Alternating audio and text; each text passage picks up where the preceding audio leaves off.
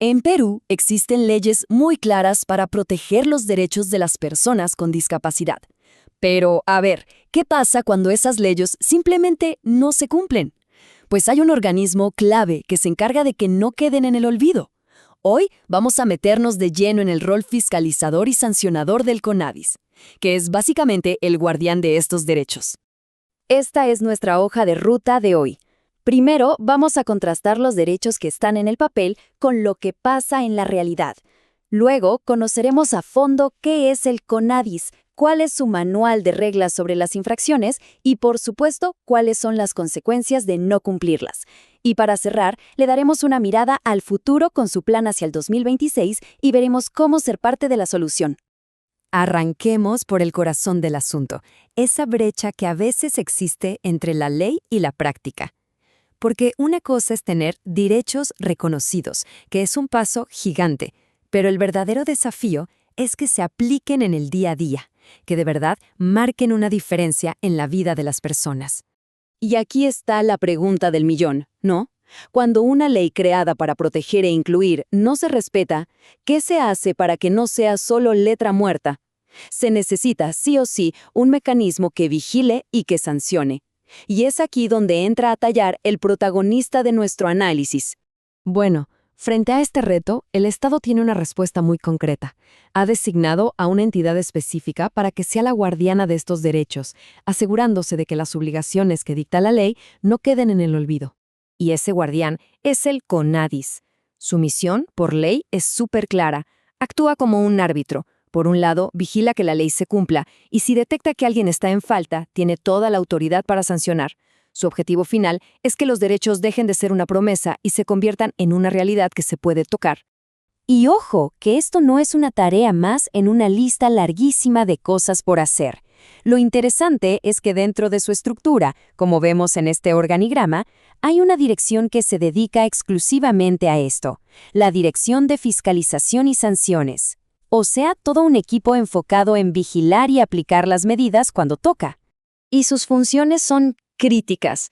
No solo se sientan a esperar que lleguen denuncias, para nada. Investigan activamente, llevan un registro de quiénes han sido sancionados y, algo súper importante, planifican sus acciones con un plan anual. Esto les permite no solo corregir problemas, sino también prevenirlos. Perfecto. Ya sabemos quién vigila. Ahora, veamos qué es exactamente lo que se vigila. ¿Qué tipo de acciones o incluso de omisiones son consideradas una infracción a la ley? Para poner orden, la ley establece una clasificación muy lógica. Las faltas se dividen en 3 niveles. Esta estructura permite que las sanciones sean proporcionales al daño o al incumplimiento, yendo de lo menos a lo más severo. Comencemos con las infracciones leves. A primera vista, podrían parecer detalles, pero impactan directamente en el día a día. Por ejemplo, que no se aplique el descuento correspondiente en la entrada a un concierto. Eso es una infracción. O que un formulario para postular a un trabajo público ni siquiera tenga un campo sobre discapacidad. Incluso demorarse en entregar la información al mismo CONADIS tiene consecuencias. Ahora subimos un escalón a las infracciones graves. Y aquí el impacto ya es mucho mayor. Ya no hablamos de un descuento, sino de impedirle directamente el ingreso a una persona con discapacidad a un espectáculo, o negarle información porque no se la ofrecen en formatos accesibles, como braille. Y algo fundamental, no mantener las calles y los edificios públicos accesibles y seguros también es una falta grave. Y llegamos a la cima, a las muy graves, que son acciones con consecuencias realmente serias. Estamos hablando de violar de forma sistemática las normas de accesibilidad, de ignorar la cuota de empleo que la ley exige a las empresas, o el acto de discriminación más flagrante, despedir a alguien por su discapacidad sin ninguna justificación. Como se imaginan, las multas aquí son muchísimo más altas.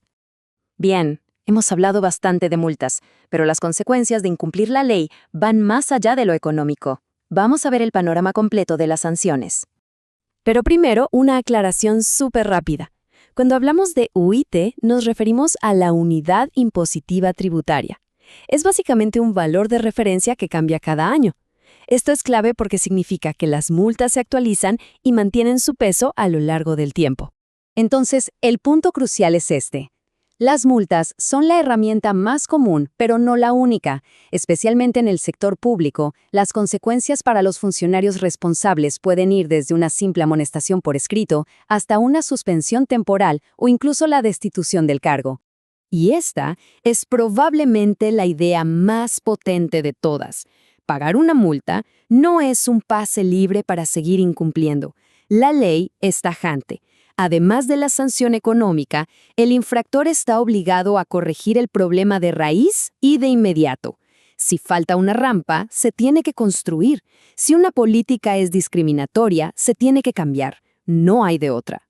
Muy bien. Ahora cambiemos un poco el enfoque. Porque el CONADIS no solo reacciona a los problemas, sino que también actúa de forma planificada y proactiva para adelantarse a ellos. Y esa hoja de ruta es el Plan de Fiscalización 2026. Es la herramienta estratégica que utiliza el CONADIS para organizar sus recursos y supervisar de forma inteligente a entidades públicas y privadas, poniendo la lupa sobre las áreas de mayor impacto. Y el plan tiene números bien definidos. La meta para el 2026 es un universo de 315 entidades que han sido identificadas como prioritarias para fiscalizar. Este número total ya nos da una idea de la escala de la operación. Ahora, si desglosamos esa cifra, vemos que la gran mayoría, 265 para ser exactos, se concentran en el sector público. Hablamos de ministerios, municipalidades, de todo. Y tiene lógica. El Estado debe ser el primero en dar el ejemplo.